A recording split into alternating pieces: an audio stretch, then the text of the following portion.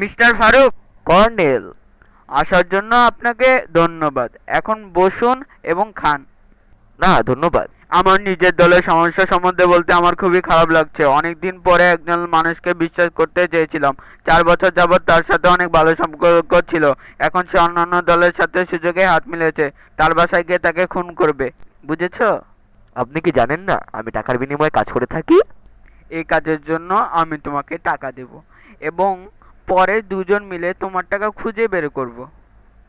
আমার জানের বিনিময়ে তোমাকে সাহায্য করব। এবং আমি তোমাকে আরো টাকা দেব। এই কর দিয়ে মারবা।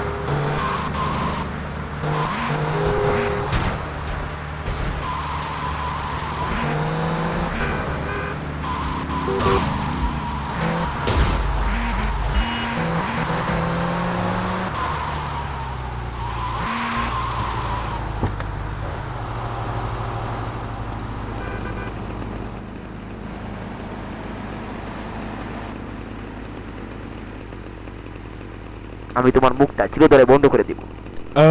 তুই করে দিয়েছস।